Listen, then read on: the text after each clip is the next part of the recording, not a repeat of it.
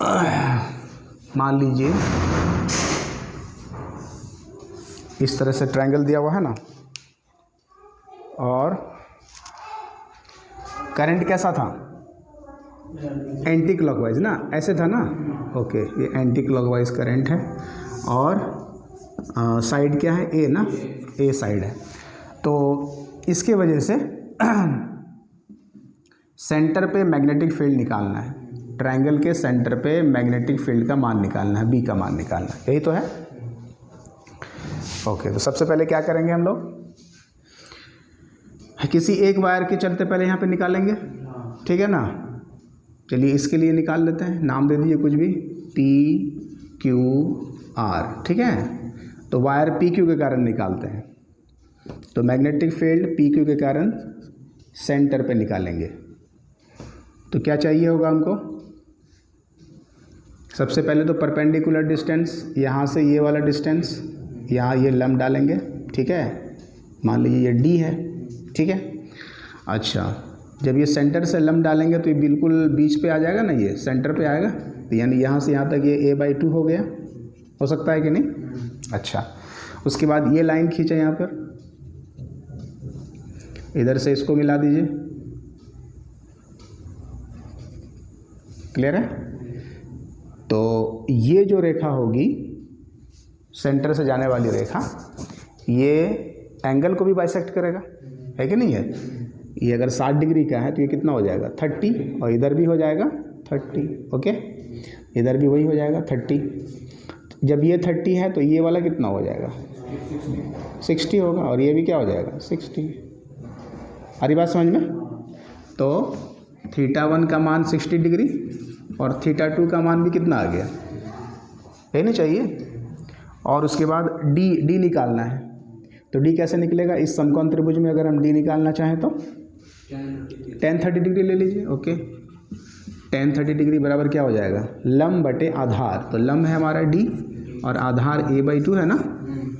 tan 30 degree का मान 1/√3, ये 2d/a लिख सकते हैं, इसलिए d बराबर कितना आ गया, कौन सा बोलिए, ये 60 कैसे हो गया, हाँ क्यों हुआ ना, हाँ बता रहे हैं, इसको अलग से काट के दिखाते हैं यहाँ पे, यही ना वायर है, ठीक है। और यहाँ है ये बिंदु जहाँ पर हमको मैग्नेटिक फील्ड निकालना है, क्लियर है। तो देखिए फिगर में आप याद करें,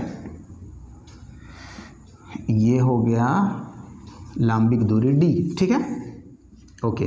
तो ये एंगल हम लोग मानते थे ना, एक तो θ1 एक तो θ2 नहीं होता था, वही वाला है, ओके। चलिए तो d बराबर कितना हो गया, a/2√3। तो हमको θ1 θ2 पता है और d पता है और करंट I तो है ही, तब मैग्नेटिक फील्ड निकाल लीजिए इस वायर की वजह से, PQ की वजह से। तो कितना हो जाएगा, μ0I/4πd, d का मान कितना है a/2√3, सही है ना, इंटू साइन 60 डिग्री अब प्लस साइन 60 डिग्री, कोई दिक्कत वाली बात नहीं है। सॉल्व करें इसको, कितना हो जाएगा, हाँ ये हो गया 2√3 μ0I बटे क्या हो जाएगा 4πa, साइन 60 डिग्री कितना होता है √3/2 प्लस √3/2 होगा ना ऐसा। इसको जोड़ देंगे तो कितना हो जाएगा, सिर्फ √3 आएगा, है ना। देखिए यहाँ पे आ जाएगा √3, चलिए अच्छा 2 से 1 कट जाएगा, 2 दूनी 4, तो √3 μ0I बटे 2πa इंटू क्या हो जाएगा √3, बोलिए क्लियर है। 2 से ये कटा, √3 इंटू √3 कितना हो जाता है 3 हो जाएगा, तो ये हो गया 3 μ0I बटे 2πa। ये क्या निकल गया हमारा, मैग्नेटिक फील्ड निकला चालक PQ के कारण, PQ के कारण, ठीक है ना। अच्छा दिशा क्या हो जाएगी इसकी वजह से, दिशा बाहर हो जाएगी, है ना। तो दिशा हो गई बाहर, ये हो गया मैग्नेटिक फील्ड बाहर की ओर। तो इस चालक के कारण हम लोगों ने मैग्नेटिक फील्ड इतना निकाला और दिशा हो गई बाहर, कोई दिक्कत वाली बात नहीं है। अब इसके चलते निकालेंगे तो कितना आ जाएगा, फिर से वही, हाँ सेम चीज़ रिपीट होगा, सब कुछ वही होगा, सारा कुछ वही है, तो मेरे ख्याल से मैग्नेटिक फील्ड की वैल्यू क्या आ जाएगी, बिल्कुल सेम आ जाएगी, है ना। तो अगर हम बात करें चालक क्यू आर के कारण, चालक क्यू आर के कारण मैग्नेटिक फील्ड कितना आएगा, तो सेम आएगा 3 × μ0 I बटे 2πa, और डायरेक्शन भी क्या हो जाएगा, बाहर ही तो होगा, डायरेक्शन क्या होगा, बाहर, है ना, तीनों के लिए बाहर होगा। ओके, उसी तरह से चालक आरपी के कारण मैग्नेटिक फील्ड निकालेंगे 3 μ0 I अपॉन 2πa, ये भी डायरेक्शन बाहर। अब इन तीनों चालकों के कारण टोटल मैग्नेटिक फील्ड क्या हो जाएगी, ऐड करेंगे, इसका वेक्टर सम करेंगे, है कि नहीं, जो सदिश योग है, चूँकि सभी सदिशों का दिशा एक ही तरफ है, ये तीनों क्या हो जाएंगे, जुड़ जाएंगे, है ना। इसलिए net field at the centre, net field at the center क्या हो जाएगा, तो दिस प्लस दिस तीनों जुड़ जाएगा आपस में, मतलब 3 टाइम्स लिख सकते हैं ना, 3 times of 3 μ0 I by 2πa। कोई दिक्कत वाली बात नहीं है, तीनों तो सेम ही है, तो तीनों को इससे गुना कर दिए 3 से, तो कुल मैग्नेटिक फील्ड आ गया 9 μ0 I बटे 2πa, ये हो गया, और दिशा बाहर की ओर है।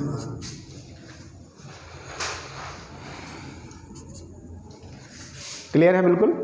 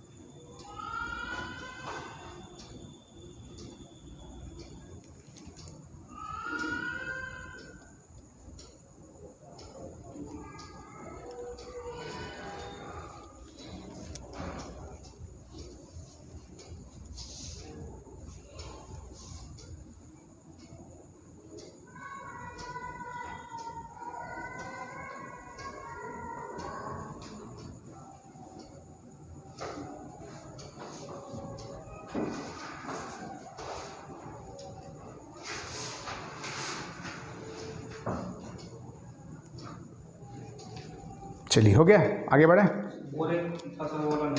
अच्छा वो बताता है, मिटा दें इसको।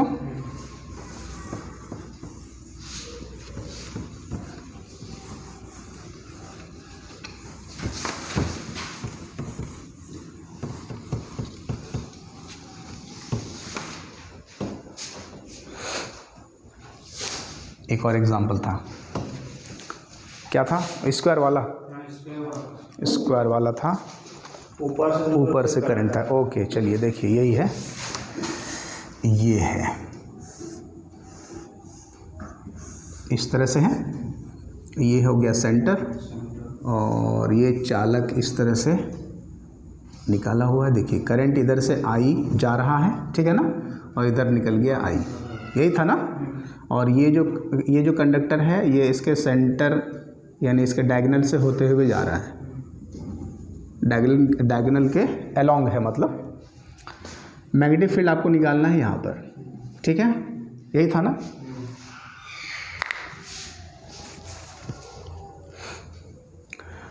तो इसमें आप ध्यान से देखिए, अगर हम इस करंट को यहाँ पर डिवाइड कर दें 2 भागों में, ठीक है ना, इधर मान लेते हैं I1, इधर क्या हो गया I2, ऐसा थोड़ी हो गया बराबर बराबर बटेगा, क्यों नहीं बटेगा बराबर बराबर, क्योंकि देखिए यहाँ ये जो वायर है, अगर इस पूरे तार का रेजिस्टेंस, देखिए ये ना कंडक्टर है, पूरे तार का अगर हम रेजिस्टेंस मान लेते हैं R पूरे का, तो इस तरफ तो रेजिस्टेंस ज़्यादा है ना, इधर क्या है, कम है, नहीं है, ऊपर में है R/4, बोलिए है कि नहीं, और नीचे में कितना है 3R/4। क्लियर है, ऐसा मान, हाँ फिर से रिपीट कर देते हैं। हम ये बताने की कोशिश कर रहे हैं, अगर पूरे स्क्वायर का रेजिस्टेंस थोड़ी देर के लिए मान लेते हैं 4R है, ठीक है ना, पूरे वायर का यहाँ से लेकर यहाँ तक जो हम हाथ घुमा रहे हैं, स्क्वायर का प्रतिरोध कितना है 4R, ठीक है ना, तो इस वाले ब्रांच का रेजिस्टेंस R हुआ, इस वाले ब्रांच का रेजिस्टेंस R, इसका भी R और इसका भी क्या R, कनेक्शन यहाँ से यहाँ किया हुआ है ना ऐसे करके, तो यहाँ इसका रेजिस्टेंस कितना हो जाएगा टोटल 3R, बोलिए होगा कि नहीं होगा, और इसका कितना हो जाएगा R। क्लियर है, यहाँ से हम लोग करंट I ले रहे हैं, इधर मान लिया I1, इधर क्या मान लिया I2, यही ना मान लिया। क्लियर है, अच्छा इन दोनों बिंदुओं का जो पोटेंशियल डिफरेंस होगा, इधर से भी सेम होगा, इधर से भी सेम होगा, नहीं आया समझ में, ये पॉइंट P मान लें, इसको Q मान लें। अब ध्यान से देखिए, पोटेंशियल डिफरेंस बिटवीन PQ हम लोग लिख सकते हैं I2 × R, सही है ना, लिख सकते हैं ना। अच्छा अगर हम इधर से लें तो हम ये भी लिख सकते हैं I1 × 3R। क्लियर हुआ, ठीक है, यानी कि ये दोनों इक्वेशन आपस में क्या है, बराबर है, I2R बराबर 3I1R, सही है ना, R कैंसिल कर देंगे तो I2 बराबर क्या आ गया 3I1, हुआ कि नहीं हुआ। अगर I2 1 एम्पियर है तो ये 3 एम्पियर होगा, यही ना मतलब हुआ, समझ में आ रहा है कि नहीं आ रहा है। अगर I1 जो है, हाँ I1 अगर 1 एम्पियर है तो I2 कितना हो जाएगा 3 एम्पियर होगा ना। हाँ देखिए लो करंट, तो अगर लो रेजिस्टेंस है तो हाई करंट जाएगा, और हाई रेजिस्टेंस है तो लो करंट जाएगा, सिंपल सी बात है, ठीक है, इतना हो गया, इतना समझ में आया। अब चलिए, अब हम लोग क्या करेंगे, इसके वजह से यहाँ पर मैग्नेटिक फील्ड निकालेंगे, सभी चालकों के वजह से तो सेम आएगा, सिर्फ डायरेक्शन का, इसके लिए जो डायरेक्शन होगा इसके लिए अलग अलग हो जाएगा, है ना। चलिए नाम दे दें हम लोग, इसका नाम क्या दिया है P, ये Q, ये R, ये S। क्लियर है, चलिए मैग्नेटिक फील्ड किसके कारण, PQ के कारण कितना हो जाएगा म्यू नॉट I बटे 4 पाई, D का मान क्या होगा भाई, ये वाला D हो जाएगा ना, हाँ A/2, ये जो D होगा A/2 होगा कि नहीं होगा, बोलिए सही है ना, इनटू साइन कितना डिग्री 45 नहीं होगा, अरे भाई ये वाला एंगल कितना होगा 45, और ये भी कितना हो जाएगा। क्लियर है, इतनी सी ज्योमेट्री तो आनी चाहिए। ये हो गया 45 डिग्री प्लस 45 डिग्री, सॉल्व करिए कितना आ रहा है, 2 दूनी 4, म्यू नॉट I, ये कट जाएगा यहाँ पे 2 पाई A, साइन 45 डिग्री 1/√2 प्लस 1/√2, तो 2/√2, तो 2/√2 मतलब √2, 2/√2 कट जाएगा तो कितना हो जाएगा, सही है ना। चलिए ये हो गया हमारा मैग्नेटिक फील्ड, √2 को यहाँ पे लिख देते हैं, √2 म्यू नॉट I, ठीक है, √2 म्यू नॉट I बटे 2 पाई A, समझ में आ रहा है। डायरेक्शन बताइए, डायरेक्शन अंदर जा रहा है, अंदर जा रहा है, क्लियर। चलिए अब इसके चलते निकालते हैं, magnetic field due to PS, conductor PS के कारण निकालेंगे तो मेरे ख्याल से सेम आएगा वैल्यू, हाँ लेकिन बाहर जाएगा, डायरेक्शन किधर होगा बाहर, सही है ना। इसके चलते निकालिए तो हाँ, इसके लिए भी बाहर ही होगा, वैल्यूज सेम रहेंगे, म्यू नॉट आई बटे 2 पाई ए बाहर। फिर आर क्यू बचा है, आर क्यू के कारण निकालेंगे तो वही आएगा √2 म्यू नॉट आई बटे 2 पाई। अच्छा, आई जो हम लोग लिख रहे हैं, आई तो इसके लिए I2 है ना, इसके लिए क्या है I2 है, इसके लिए क्या है I1 I1 I1, सही है। इसमें तो I2 माना है ना, इसमें क्या माना है I1 और इसमें क्या I1। क्लियर। ये भी क्या हो जाएगा बाहर की ओर। क्लियर। अब हम लोग टोटल निकालना चाहते हैं तो ऐसा करें, ये तीनों तो सेम डायरेक्शन में जोड़ दें, हो जाएगा ना, ये तीनों आपस में क्या हो जाएगा जुड़ जाएगा। और हाँ, इसके साथ क्या हो जाएगा घटेगा। अच्छा, वैल्यूज पुट कर देते हैं। इन तीनों को जोड़ने पर कितना हो जाएगा, हम लोग बी डैश मान लेते हैं। हाँ, इन तीनों को जोड़ने पर तो 3 हो गया, 3√2 म्यू नॉट I1 बटे 2 पाई ए। क्लियर है। यहाँ से हो गया ये PSRQ के चलते पूरा हो गया ये, ठीक है। अच्छा, अब हमारे पास 2 फील्ड बचा है, एक ये और एक ये, टोटल निकाल लें। एक में दूसरे को माइनस कर देते हैं क्या।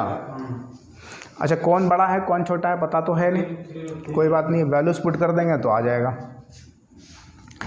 इसलिए नेट फील्ड सेंटर पर, net field at the center, तो net field at the center क्या होना चाहिए, इसमें इसको माइनस कर दीजिए या इसमें इसको माइनस कर दीजिए, ठीक है, कर दें।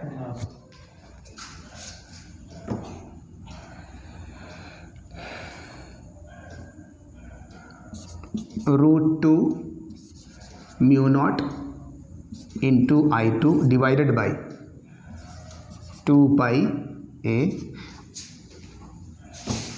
माइनस क्यों कर रहे हैं, क्योंकि दोनों अपोजिट डायरेक्शन, हाँ अपोजिट डायरेक्शन इसलिए माइनस कर रहे हैं।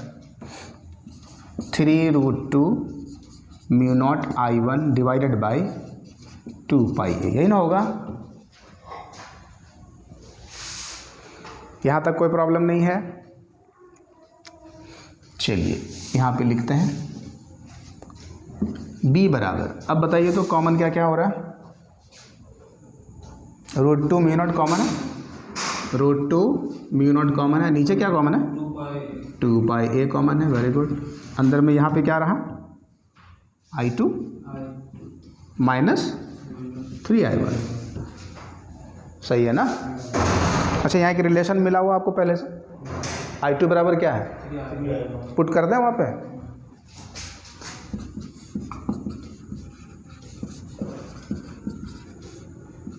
थ्री I1 माइनस क्या हो जाएगा 3I1, आ गया 0। नेट फील्ड कितना हो गया, आया कि नहीं आया समझ में। तो ऐसे भी डायरेक्टली आप याद रखोगे इस टाइप का क्वेश्चन, अगर ऐसा स्ट्रक्चर रहे तो फील्ड का मान क्या हो जाएगा 0।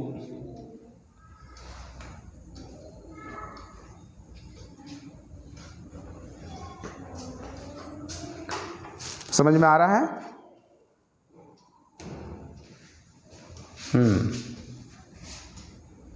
मैग्नेटिक फील्ड 0 हो गया।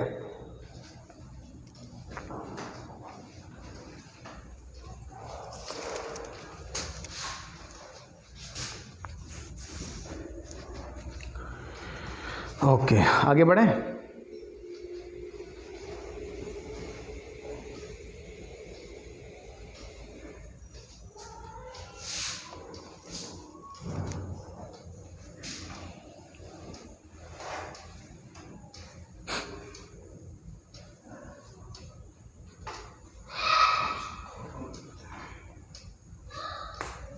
चलिए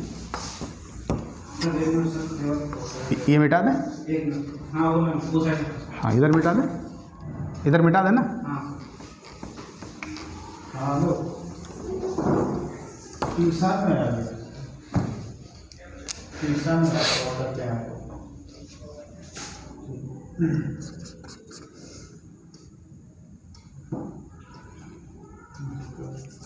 अच्छा, हम लोगों ने केस 1 देखा था फिक्स्ड वायर की वजह से, है कि नहीं। चलिए अब आ जाइए case 2। Case 2 for infinite current carrying wire. इस बार जो वायर होगा वो कैसा होगा, अनंत लंबाई का, कुछ इस टाइप से, यानी कि बहुत ही बड़ा कोई तार है, ठीक है। और उसके सामने ये पॉइंट P है, ठीक है। पिछला वाला जो केस था वो कुछ इस तरह से था, फिक्स्ड वायर के लिए यहाँ पॉइंट M था, यहाँ पर N था, है ना, और ये डिस्टेंस D था, और इसको हम लोगों ने क्या θ1 माना था, इसको क्या माना था θ2, यही था ना।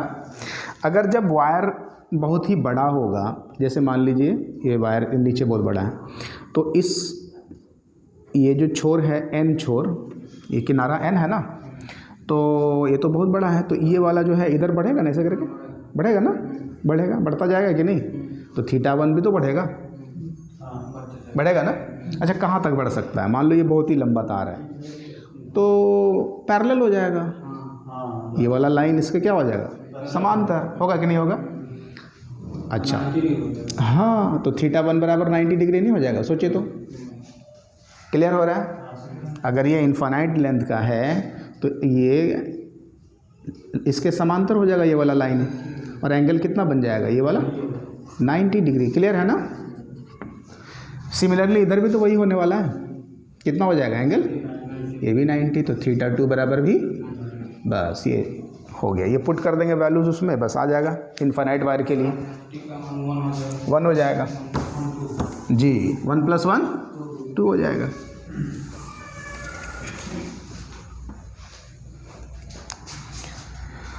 तो लिखेंगे इनफाइनाइट वायर की वजह से जो मैग्नेटिक फील्ड होगा μ0I/4πd, और यहाँ पे क्या पुट करेंगे, θ1 की जगह 90 डिग्री और θ2 की जगह भी क्या हो जाएगा 90 डिग्री, क्लियर हो रहा है। तो ये 1 हो गया, ये 1 हो गया, तो μ0I/4πd × 2 या μ0I/2πd लिख सकते हैं ऐसा, बस। क्लियर है यहाँ तक, या इसको ऐसे भी लिखा जाए μ0/4π 2I/d, क्योंकि μ0/4π का डायरेक्ट मान आपको पता है 10⁻⁻⁷ पता है ना, ठीक है। तो एक ही चीज़ है, मतलब जहाँ जैसी ज़रूरत पड़ेगी वैसे सॉल्व करेंगे, लिखेंगे। तो इनफाइनाइट वायर की वजह से मैग्नेटिक फील्ड का मान ये होता है, ठीक है। एक एग्जांपल लेते हैं,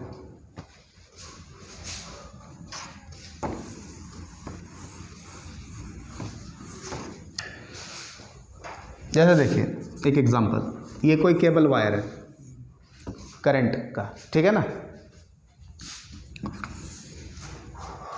तो केबल वाला वायर तो इनफाइनाइट ही मानेंगे उसको, है कि नहीं, बहुत ही लंबा वायर है। इसके वजह से कह रहा है कि इससे ठीक 1 मीटर ऊपर मैग्नेटिक फील्ड का मान क्या होगा। वायर है ना, वायर के ठीक 1 मीटर ऊपर में या नीचे में कहीं पूछ सकता है, मैग्नेटिक फील्ड का मान क्या होगा। सिंपल, ये फॉर्मूला लगा देंगे, कितना हो जाएगा देखिए तो, B बराबर μ0/4π, 10⁻⁷ कर दें 2 × अच्छा करंट इसमें मान लीजिए दिया हुआ है, सपोज करें कि 10 एम्पियर करंट जा रहा है, इस वायर में करंट कितना जा रहा है 10 एम्पियर, ठीक है। तो कितना हो जाएगा फील्ड, तो 2 × 10 डिवाइडेड बाई कितना, D कितना है 1 मीटर, सॉल्व कर लीजिए, तो 2 × 10⁻⁻6 टेस्ला, इतना मैग्नेटिक फील्ड वहाँ पे जनरेट हो रहा होगा उस पॉइंट पर। कोई दिक्कत है, डायरेक्शन किधर होगा, बाहर हो जाएगा। नीचे पूछेगा तो वैल्यू इतना ही रहेगा, डायरेक्शन अंदर हो जाएगा, सिंपल है। सर मतलब ये रहेगा तो इसमें मतलब जो है साइन 90 ही होगा। हाँ देखिए क्वेश्चन में अगर आपको कुछ नहीं बोला है लेकिन लिख दिया है लॉन्ग स्ट्रेट वायर है, सपोज करें, ठीक है ना। क्वेश्चन में क्या लिखा हुआ है? लॉन्ग स्ट्रेट वायर, तो समझ जाइएगा इन्फिनाइट वायर है ये। अच्छा, लॉन्ग स्ट्रेट वायर। ठीक है। ये कभी कभी क्वेश्चन में नहीं भी देता, सीधा केबल वायर पूछ रहा है, केबल वायर। तो केबल वायर आपको अपना दिमाग लगाना है, केबल वायर क्या होता है? इलेक्ट्रिक जो केबल वायर होता है वो लॉन्ग ही होता है ना, तो उसके रिस्पेक्ट में जो है मैग्नेटिक फील्ड पूछा जा सकता है। क्लियर है? आगे बढ़ें।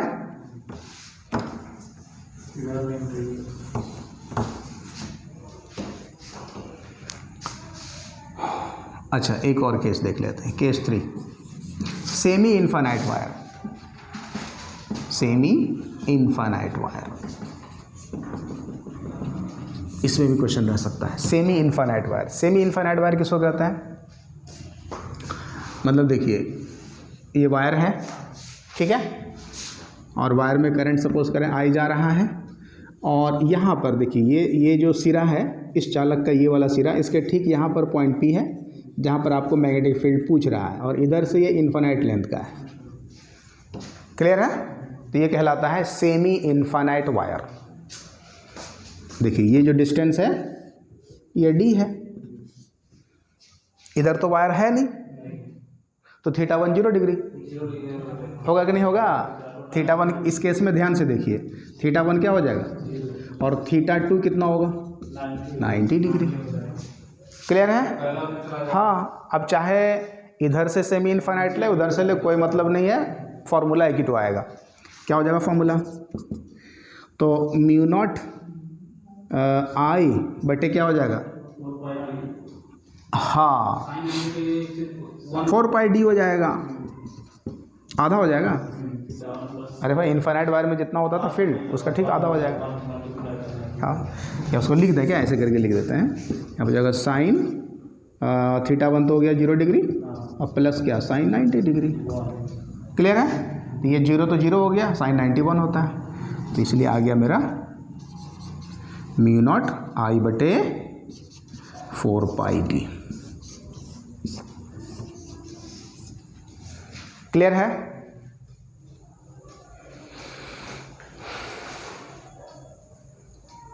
बन सकता है सवाल? ओके।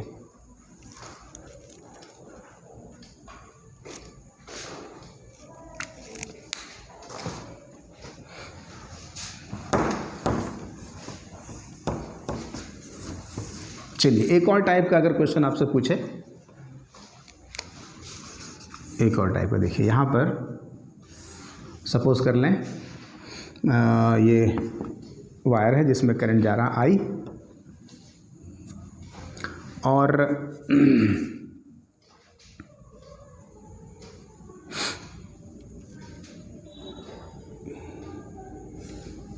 यहाँ पर पॉइंट है,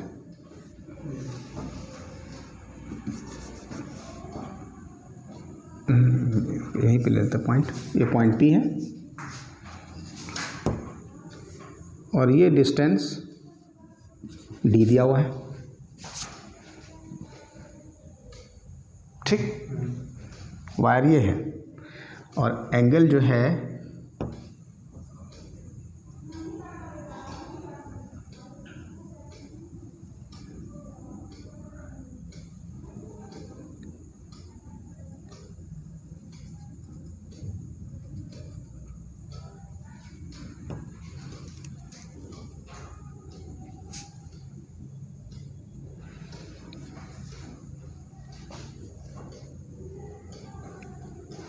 ये वाला एंगल दिया हुआ है 30 डिग्री, ठीक है, और ये वाला एंगल दिया हुआ है 60 डिग्री। डायग्राम पहले समझ लीजिए ठीक से। ये कोई वायर है PQ या MN दे देते हैं नाम, MN में करंट जा रहा I, ठीक है, पॉइंट P यहाँ पर है, इस जगह पर पॉइंट P है, ठीक है, और यहाँ पे ये एंगल दिया हुआ इस तरह से 60 डिग्री और ये 30 डिग्री।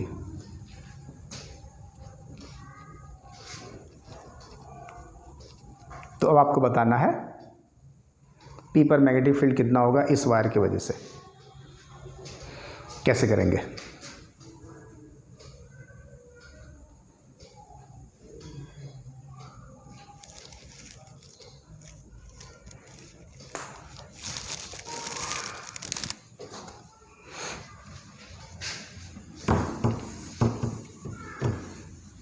इस टाइप का क्वेश्चन कैसे सॉल्व होगा?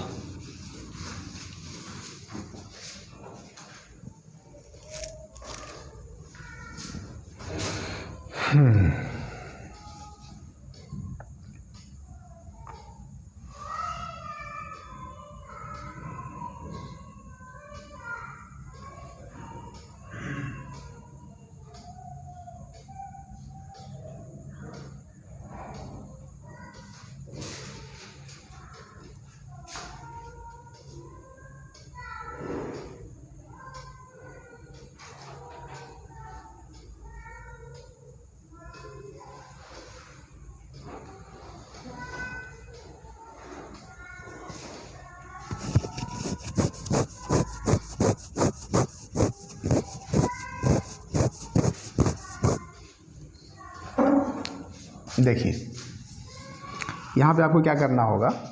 सर फिगर में वो दिया हुआ है। हाँ, फिगर में सब दिया हुआ है, ये सारी जानकारी आपको गिवन है।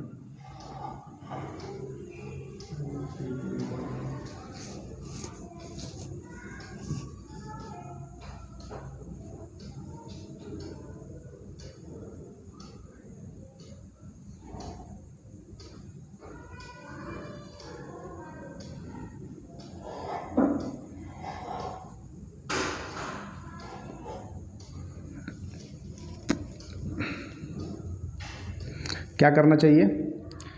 तो इसमें सबसे पहले आपको क्या करना होगा, इस वायर इसको हम लोग, ये जो डिस्टेंस है, ये डिस्टेंस तो परपेंडिकुलर डिस्टेंस है नहीं, चाहिए होगा परपेंडिकुलर डिस्टेंस, है ना। वायर से हमेशा परपेंडिकुलर डिस्टेंस लेते हैं, फॉर्मूला में जो डी आता है ना, जैसे देखिए μ0/4π/I/d है ना, फॉर्मूला है sin θ1 + sin θ2, यही ना है। हाँ, बहुत ध्यान से समझिएगा। इसको पहले हम लोग पीछे बढ़ा देते हैं ऐसे करके, ठीक है, और यहाँ से ये लाइन खींचते हैं। ये वाला जो डिस्टेंस होगा, ये देखिए लंब, यहाँ लंब डाल दिए, ये लंब है। ये जो डिस्टेंस होगा ये क्या है? परपेंडिकुलर डिस्टेंस, लंबवत दूरी। तो ये दूरी कितनी हो जाएगी? इस ट्रायंगल में ध्यान से देखिए, तो अगर हम ये वाला d है तो ये d cos theta, d cos 30 degree होगा, ये वाला हो जाएगा d cos 30 डिग्री, होगा कि नहीं होगा?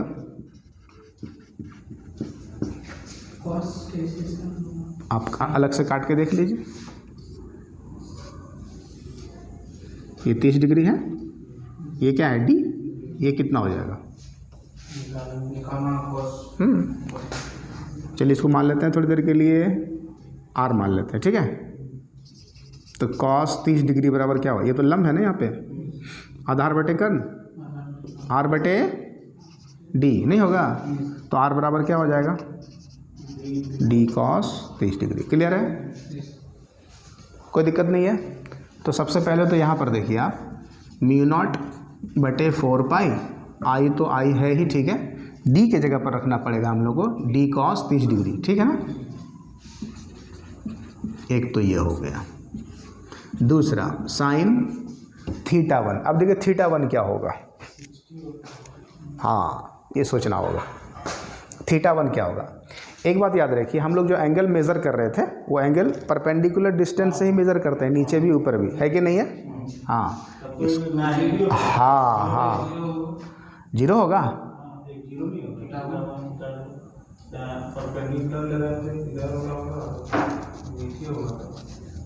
सोचिए सोचिए, ये परपेंडिकुलर लाइन है ना। अच्छा, ये वाला जो है इस किनारे का है ना, ये तो θ2 ठीक है, θ2 बराबर 60 डिग्री, कोई दिक्कत है? ऊपर वाला हम लोग θ2 मान रहे हैं ना, वो ठीक है। प्रॉब्लम है 30 डिग्री में, है ना, θ1 में। θ1 कितना होगा? यहाँ पर देखिए, आप फिर से छोटा फिगर बना के दिखाते हैं आपको, ताकि आप इसको समझ सकें। हम लोग इसको माने थे θ1 माने थे ना, इसको क्या माने थे, और यहाँ देखिए इस वाले लाइन से एंगल मेज़र कर रहे थे, ठीक है। तो ये तो हो गया θ2 बराबर 60 डिग्री, ये तो समझ में आ गया। अब ये θ1 कितना होगा, तो देखिए यहाँ से आप इस लाइन से आप आगे नीचे जाइए, नीचे जाएंगे तो कहीं मिलेगा तो नहीं है, घूम जाइए, घूमते जाइए, मिलेगा कहीं ना कहीं मिल ही जाएगा। देखिए ये आप यहाँ आइए, होगा कि नहीं ये वाला एंगल 360 माइनस 30 330 होगा कि नहीं 330, सर उधर सर क्यों नहीं? क्योंकि हमको यहाँ से नीचे जाना है, इसमें कैसे गए थे, नीचे कुछ है नहीं तो नीचे कोई, वहाँ तक पहुँचेंगे उस लाइन पे, ठीक है। हमको तो इसी लाइन पे वापस आना है ना। देखिए ये चले यहाँ से वापस आ गए यहाँ पर, तो कितना हो गया θ1 कितना हो जाएगा, अगर पूरा घूमते तो 360 होता ना, तो 360 में 30 माइनस कर देंगे, कितना हो जाएगा 330। कोई दिक्कत है, बस इसको ऐसे ही सॉल्व करेंगे, अब काम ख़त्म। Sine 330 degree plus sine 60 degree, मेरे ख्याल से अब बन जाएगा, बनेगा कि नहीं बनेगा? वो तो परपेंडिकुलर के वो नीचे ऊपर लेते हैं। जी हाँ, परपेंडिकुलर के नीचे, परपेंडिकुलर के ऊपर, और जब एंगल मापेंगे तो परपेंडिकुलर लाइन से ही मापेंगे, इधर से इधर और उधर से उधर। तो वहाँ से परपेंडिकुलर के यहाँ पे है सर, इस ये वाला लाइन है परपेंडिकुलर, धारा के लंबवत ये लाइन है ना, डी जो है हमारा, वहाँ डी थोड़ी, यहाँ डी cos 30 डिग्री है। आई बात समझ में? हाँ, कोई दिक्कत है? अच्छे से समझ लीजिए। सर वहाँ भी ठीका ऐसे नहीं ले सकता है, कैसे? जो परपेंडिकुलर की है सर यहाँ पे, हाँ इधर इधर से ये वाला हाँ उस जगह θ1 तरफ नहीं होगा। कैसे लेंगे, यहाँ क्यों लेंगे, ये तो धारा का लाइन है, तो हाँ ये तो हम लोग यहाँ से नहीं लेते हैं। देखिए ना ये फिगर, यहाँ से ना हम लोग एंगल माप रहे थे। धारा इधर है। ठीक है। साइन 330 डिग्री का मान कितना होता है?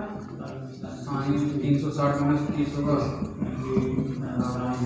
हाँ, साइन 330 डिग्री, इसको लिख सकते हैं, 1/2 होगा। हाँ 360 माइनस 30 लिख सकते हैं क्या? कोई दिक्कत तो है नहीं। अच्छा ठीक है, ये कौन सा क्वाड्रेंट में आ गया? फोर्थ में ना है, फोर्थ में साइन क्या होता है? माइनस होता है। माइनस कर दे पहले यहाँ पे, और क्या हो जाएगा, चेंज होगा नहीं, तो साइन 30 डिग्री, क्लियर है ना, -1/2। कोई दिक्कत है? डी। अच्छा कॉस 30 डिग्री का मान √3/2 ना, यहाँ पर cos 30 डिग्री का मान √3/2 पुट कर दिया। साइन 330 का मान -1/2 प्लस साइन 60 डिग्री √3/2। अब सॉल्व कर लीजिए, आंसर आ जाएगा, काम खत्म। ठीक है ना। तो इस तरह के क्वेश्चंस को हम लोग ऐसे सॉल्व करेंगे। चलिए ठीक है, आज इतना ही रखते हैं हम लोग।